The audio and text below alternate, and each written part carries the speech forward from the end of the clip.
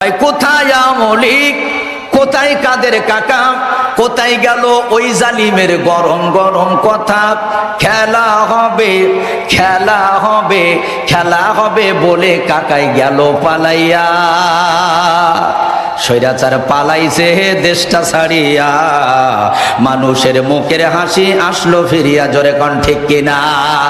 আল্লাহ তোমার দরবারেতে হাজার শুকরিয়া, আল্লাহ তোমার দরবারেতে হাজার শুকরিয়া। কাদের পালাইছে হে দেশটা ছাড়িয়া, মানুষের মুখের হাসি আসলো ফিরিয়া। ঠিক কিনা? মুসলমান ভাই জানেন আরে আমার, এই জন্য ত্রিপিট, এই জন্য ইনজিলের ভিতরে নকল ঢুকেছে, কারণ ইনজিল আমার আল্লাহ হেফাজতের দায়িত্ব দেয়নি। এই জন্য জবুরের ভিতরে নকল ঢুকেছে, জবুরের হেফাজতের দায়িত্ব আমার আল্লাহ নেই নাই। এই জন্য তাওরাতের ভিতরে নকল ঢুকেছে, তাওরাত হেফাজতের দায়িত্ব আমার আল্লাহ নেই নাই। তামাম পৃথিবীতে একজন মায়ের সন্তানকে যদি মাদ্রাসায় না দেয়া হয়, কোরআনের হাফেজ যদি না বানানো হয়, আপনারা বলেন তো কোরআনের কি সামান্য কোনো ক্ষতি হবে? এ কোরআন হেফাজতের দায়িত্ব নিয়েছেন কে? আমি ছোট্ট করে যে আয়াতখানা পড়েছিলাম, যালিকাল কিতাবু লা রাইবা ফি হুদাল লিল মুত্তাকিন, এটা মুত্তাকিদের জন্য হেদায়েতের কিতাব। এই কিতাবের ভিতরে কোনো সন্দেহ নাই, কোনো ত্রুটি নাই, কোনো ভুল নাই। আপনারা বলেন এই কোরআনের ভিতরে কি সামান্য কোনো ভুল আছে? কোনো সন্দেহ আছে? তারপরেও তামাম পৃথিবীর 200 কোটি মানুষের কলিজায় রক্তক্ষরণ করে 2021 সালের 11 মার্চ এই পার্শ্ববর্তী ভারতের সুপ্রিম কোর্ট থেকে এই কোরআনের 26খানা আয়াত বাদ দেওয়ার ষড়যন্ত্র ওরা করেছিল। 26টা আয়াতে লাল কালি দিয়ে তারা বাদ দিতে চেয়েছিল। কথা বলুন ঠিক কিনা? অনেকেই জানেন ওয়াসিম রিজভী 26টা আয়াতে লাল কালি দিয়ে কোরআনের একটা কপি নিয়ে সুপ্রিম কোর্টের আইনজীবীদেরকে বলেছিলেন যে আমি কোরআনের বিরুদ্ধে একটা মামলা করব। ওনারা বললেন কি অপরাধ করেছে কোরআন? উনি বললেন যে আল্লাহর নবীর যখন ইন্তেকাল হয়ে গেল, হযরতে আবু বকর, হযরতে উসমান, হযরতে আবু বকর, হযরতে উমর আর হযরতে উসমান, এই তিনজন ষড়যন্ত্র করে কোরআনের মধ্যে 26খানা নকল আয়াত ঢুকাইছে। জোরে বলুন নাউজুবিল্লাহ। অথচ আল্লাহ পাক 1000 বছর আগে বলেছেন যে কোরআনের ভিতরে কোনো সন্দেহ নাই, কোনো ত্রুটি নাই, এ কোরআনের ভিতরে কোনো ভুল নাই। মুসলমান বন্ধুরা আমার, আইনজীবীরা মামলাটা গ্রহণ করে রেকর্ড করা হলো। ওনাকে বললেন যে কোন সেই 26খানা আয়াত কোরআনুল কারীম থেকে বাদ দিতে হবে, তুমি বলো আমরা নোট করে নেই। উনি বলে দিলেন সূরাতুন নিসা থেকে বাদ দিতে হবে 3টা, সূরাতুল মায়দার থেকে বাদ দিতে হবে 4টা, সূরাতুল আনফাল থেকে বাদ দিতে হবে 3টা, সূরাতুত তাওবা থেকে বাদ দিতে হবে 9টা, সূরাতু হামিম সাজদা থেকে বাদ দিতে হবে 2টা, সূরা আম্বিয়া থেকে বাদ দিতে হবে 1টা, সূরা আহজাব থেকে 1টা, সূরা সাজদা থেকে হলো 1টা, সূরা তাহরিম থেকে 1টা, সূরা ফাতার থেকে 1টা। এই 26টা আয়াত কুরআনুল কারীমে থাকবে না। প্রয়োজনে হাইকোর্টে চলে যাব, আন্তর্জাতিক আদালতে চলে যাব, আমরা কোরআন থেকে ওই 26টা আয়াত বাদ দিয়েই ছাড়বো। আপনারা একবার বলেন তো, আল্লাহর বান্দা আল্লাহর জমিনে বসে আল্লাহর কোরআন থেকে যারা 26খানা আয়াত বাদ দিতে চায়, চিল্লায় বলেন তো এদের জন্মের সমস্যা আছে না নাই? আর জোরে বলেন আছে না নাই? কারণ এরা জানে না মুসলমানদের কোন মৌমাছির চাকের মতো আস্তে করে বসে গেলে মধু পাওয়া যায়, কিন্তু মৌমাছির চাকে একবার ঢিল মারলে তার কিন্তু আর উপায় থাকে না। ঠিক কিনা বলেন আমার বন্ধুগণ? এরা চেয়েছিল কোরআন থেকে আয়াতগুলো বাদ দিবে। 1 মাস পরে কি রায় হলো? রায়টা হলো তারা মুসলমানদের অ্যাকশন আর মশিয়ান দেখে আমার বন্ধুগণ তারাই সিদ্ধান্ত নিল যে এই কোরআন যা আছে তাই থাকবে। কোরআন থেকে একটা জের জবর নোক্তা পর্যন্ত পরিবর্তন হবে না। সুবহানাল্লাহ। কোন ওয়াসিম রিজভীকে বলা হলো 50,000 রুপি তোমাকে জরিমানা। মুসলমান বন্ধুরা রে আমার, তাহলে এতগুলো আয়াত, কোন আয়াতে ওদের আপত্তি না, কোন আয়াতে ওদের গা জ্বলা করে না। এই 26খানা আয়াতে কি আছে? কোন কারণে এই 26টা আয়াত ওরা কোরআন থেকে বাদ দিতে চায়?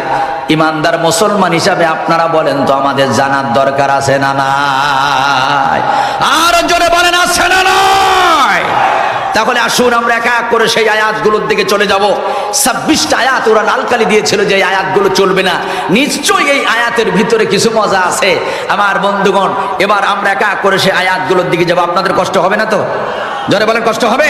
প্রথম নম্বর যে আয়াতে লালকালি দিয়েছে কোরআনুল কারীমের 32 নম্বর সূরা, সূরাটার নাম হলো সূরাতুস সাজদা, আয়াত নাম্বার হলো 22। কত নাম্বার?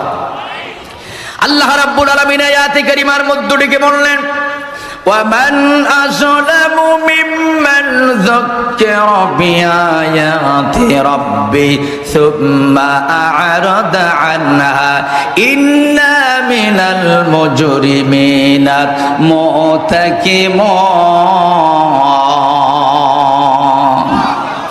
আল্লাহ রাব্বুল আলামিন বলেন, ওদের মতো বড় জালেম আর পৃথিবীতে একটাও নাই, যারা আল্লাহর পক্ষ থেকে মহাগ্রন্থ আল কোরআনুল কারীম এই পৃথিবীতে এসেছে, এরা জানে কোরআনের আলোচনা চলে, কিন্তু সেখান থেকে মুখটা ফিরায় নাই, কোরআন শোনে না, কোরআনের আলোচনার এই মজমায় তারা বসে না, রাস্তাঘাটে দোকানপাটে ঘুরে বেড়ায়, লটপটি বটপটি বুট বাজা বাদাম বাজা খায় আর ঘুরে বেড়ায়, কোরআন শোনে না, কোরআন বরক্ষেপ করে না। আল্লাহ রাব্বুল আলামিন ১,৫০০ বছর আগে বলেছেন, ওরা হলো পৃথিবীর সবচেয়ে ১ নম্বরের বড় জালেম। এ কি মোল্লার কথা না আল্লাহর কথা? আরো জোরে বলেন, কার কথা? কিন্তু আজকে আমরা মুসলমানের সন্তান এইটা বুঝলাম না, মুসলমানের সন্তান এইটা বুঝলো না। আবু জেহেল রাত জেগে যখন কোরআন শুনতো, বুট বাজা লাগতো না, বাদাম বাজা লাগতো না। আর আমাদের 2 ঘন্টা ওয়াজ শুনতে গেলে 300 গ্রাম বাদাম বাজা লাগে, ঠিক কিনা কন? আবু জেহেল কি মনোযোগ দিয়া কোরআন শুনতো। সকাল হয়ে গেছে, আকনাস গুতু দিয়ে কয় বাড়ি যাবেন না? আবু জেহেল কয়, কোরআন এত ভালো কেন, যত শুনি তত মজা লাগে। আমার প্রশ্ন হলো, আবু জেহেলের মতো একটা কাফের যদি কোরআন শুনে এই কোরআনের কয়েকটা সূরা মুখস্থ পর্যন্ত করতে পারে, আর তুমি মুসলমানের বাচ্চা ইমানের সাথে নিজেকে মুসলিম বলে দাবি করো, নিজেকে আইডি কার্ডে মুসলমান বলে পরিচয় দাও, কোরআনের মাহফিল দেখে তুমি রাস্তাঘাটে থাকতে পারো না, কোরআনের মাহফিলের আওয়াজ শুনে তুমি বাড়িতে থাকতে পারো না, এই রকম কাজ যদি কোনো মুসলমানের সন্তান করে, আমার মনে হয় এর চরিত্র আবু জেহেলের চেয়ে আরো খারাপ। জোরে বলুন, কথা ঠিক কিনা? মুমতাজের গান শুনলে তোমার ভালো লাগতো, আয়ুব বাচ্চুর গান শুনলে তোমার ভালো লাগতো, টাকলু মোরাদের গান শুনলে তোমার ভালো লাগতো, আর কোরআনের মাহফিল হলেই তোমার মুখটা হনুমানের মতো কালো হয়ে যেত। জোরে বলুন, কথা ঠিক কিনা? আমার বন্ধুগণ, এই কোরআনের সাথে যারা বেয়াদবি করেছিল, আল্লামা সাঈদী বলেছিলেন, অত্যাচার নির্যাতন বন্ধ করো, সময় আসতে যে এখনো সময় আসতে যে বন্ধ করো। আমাদের মৌলবাদী বলো না, কারণ মৌলবাদী মানে এরা কিন্তু মূলবাদী। তোমরা হলে আগাবাদী, তোমরা থাকো আগায়, আমরা থাকি গোড়ায়। 12 কোটি মানুষ আস্তে করে যদি গাছের গোড়া নাড়া দেয়, বাংলাদেশে জায়গা হবে না, দিল্লির মামু বাড়ি যাই পড়বা। কথাগণ ঠিক কেনা? এ যশোরবাসী, আপনারা দেখেন নাই, গোটা পৃথিবীতে ইতিহাস রচনা করেছে যশোর জেলা। এবছর কোরআনের এক মাহফিলে 25 লক্ষ মানুষের আগমন। সুবহানাল্লাহ বলবেন না? সবাই বলেন, কত লক্ষ মানুষ? 25 লক্ষ মানুষ।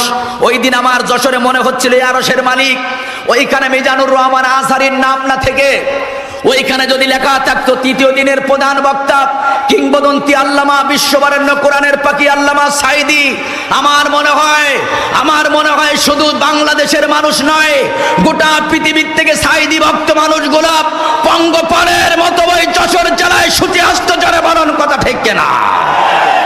আমি তাদেরকে বলতে চাচ্ছি, শোনো, 40 বছর পরে যদি বঙ্গবন্ধু হত্যার বিচার বাংলার মাটিতে হতে পারে, আজ হোক কাল হোক, আর আমাদের সন্তানরা হোক, একদিন না একদিন আল্লামা সাঈদী হত্যার বিচার এই বাংলার মাটিতে হবেই হবে।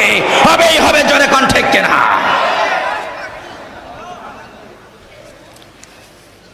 আপনাদের কষ্ট হয়? তাহলে একটু আওয়াজ দিতে ভয় পাচ্ছেন কেন? তাকবীর দেন, লিল্লাহে তাকবীর, লিল্লাহে তাকবীর। বন্ধুগণ, ইব্রাহিম আলাইহিসসালাতু ওয়াসসালামের তাকবীরের ধ্বনিতে নমরুদ ময়দান ছেড়ে পালিয়েছিল। মুসা আলাইহিসসালাতু ওয়াসসালামের তাকবীরের ধ্বনিতে ফিরাউন ময়দান ছেড়ে পালিয়েছিল। নবীজির তাকবীরের ধ্বনিতে আবু জেহেল ময়দান ছেড়ে পালিয়েছিল। শাহজালালের গৌর গোবিন্দ, শাহজালালের তাকবীরের ধ্বনিতে গৌর গোবিন্দ পালিয়েছিল। আর আমার বাংলাদেশে বৈষম্য বিরোধী ছাত্র আন্দোলনের তাকবীরের ধ্বনিতে ছাত্র আন্দোলন ইমানের পরে বনিয়ানের এই স্বৈরাচারী যখন বাংলাদেশ ছেড়ে পালাতে বাধ্য হয়েছে, হুজুর বলতেছিলেন নতুন করে কিছু কাউয়া ব্যাং তার মাথা চাড়া দিতেছে, এদের জায়গাও বাংলার জমিনে হবে না ইনশাআল্লাহ। আসুন, বলতেছিলাম যে ওরা এই কোরআনুল কারীমের 26 খানা আয়াত রাখতে চায় না। কতটা? আবার একটু বলেন, কয়টা আয়াত? 26টা সূরাতুল সাজদার 22 নম্বর আয়াতে কারিমা এদের গা জ্বালা করে। কেন বলবেন হুজুর এটা কেন ওরা বন্ধ করতে চায়? এই কারণেই আপনাদের এলাকায় হিন্দু দাদা ভাইরা আছে। আচ্ছা বলেন, হিন্দুদের যখন যজ্ঞ হয়, পূজা হয়, সারা রাত একটা মুসলমান যদি যজ্ঞ শুনে সকালে বাড়ি যায়, কোনোদিন শুনেছেন যে একজন মুসলমান হিন্দু হয়ে গেছে?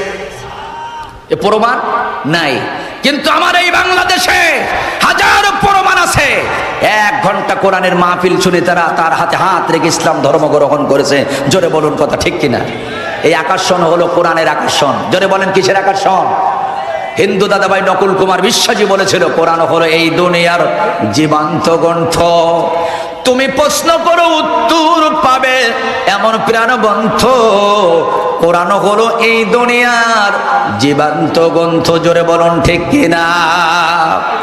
বন্ধুরারে আমার, 2 নম্বরে ওরা যে হাতে লাল কালি দিল, কোরআনুল কারীমের 66 নম্বর সূরা, সূরাটার নাম হলো সূরাতুত তাহরিম। 28 নম্বর পারার 20 নম্বর সাফা, আয়াত নাম্বার হলো 9। জোরে বলেন কত নাম্বার? কত বলা লাগবে? 2 নম্বরে যে হাতে লাল কালি দিল সূরাতুত তাহরিম 66 নম্বর সূরা, এই 2 নম্বর আয়াতে কারিমা, আমার 9 নম্বর আয়াতে কারিমা লাল কালি দিল। খুব মনোযোগ দিয়ে শোনেন।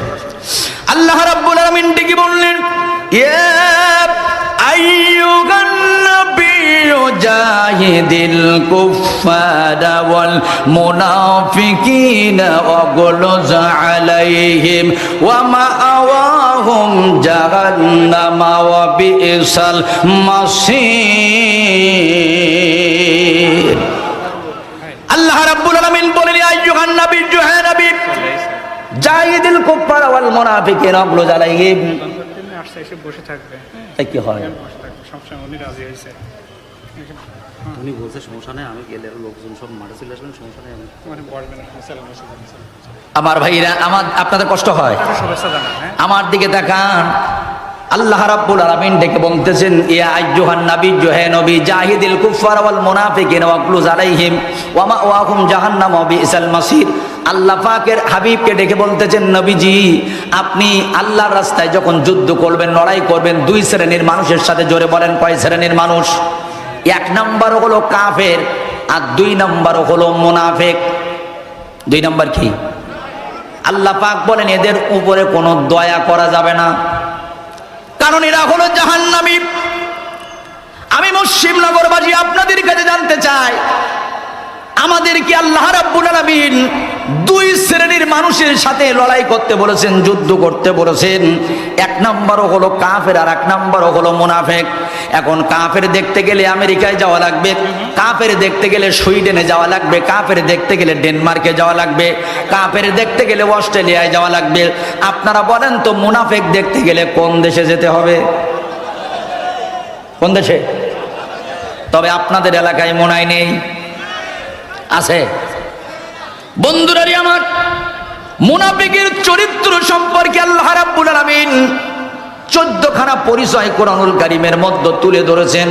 হয়তো সময় স্বল্পতার কারণে সব পরিচয় আমি দিতে পারবো না, 2-1টা পরিচয় অন্তত দেই।